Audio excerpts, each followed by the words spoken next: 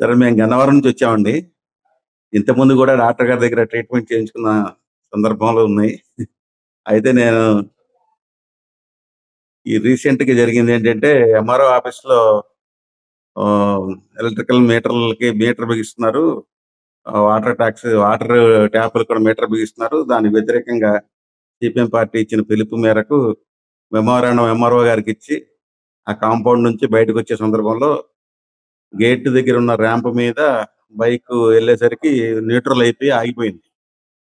ఆగిపోయిన బండిని నేను నిలబెట్టి ఏం జరిగిందో చూసే లోపు చేతిలో ఉన్న బండి వెనక్కి జరుగుతా ఉండే సందర్భంలో నా కాలు మీద ఉన్న సపోర్ట్ తీసుకోలేక నేను ఆ బండిని ఆపుకోలేక నేను కింద కూర్చోబడిపోయా.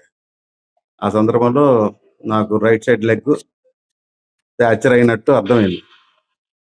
నా తోటి మిత్రులు నన్ను తీసుకొచ్చి ఇక్కడ చేర్చారు. చేర్చిన తర్వాత డాక్టర్ గారు అక్కడ ఫ్రాక్చర్ అయిందని ఎక్స్రే తీసి ఫ్రాక్చర్ అయిందని చెప్పారు.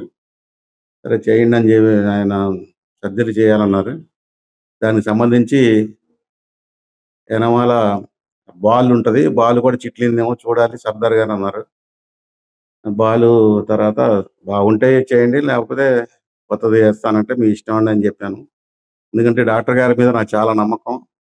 అంతకుముందు ఇంకో 3 సార్లు కూడా నేను ఆయన దగ్గర ఇదే ఇదే ట్రీట్మెంట్లు చేయించుకుని ఉన్నాను.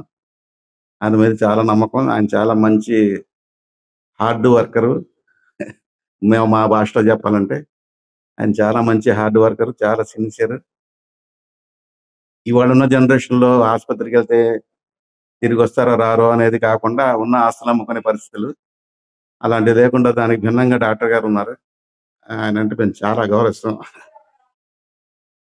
అందుకని డాక్టర్ గారికి ఈ సందర్భంగా మేము అభినందనలు తెలియజేస్తూ, మాకు ట్రీట్మెంట్ బాగా జరిగినందుకు ఆయన కృతజ్ఞతలు తెలియజేస్తాం.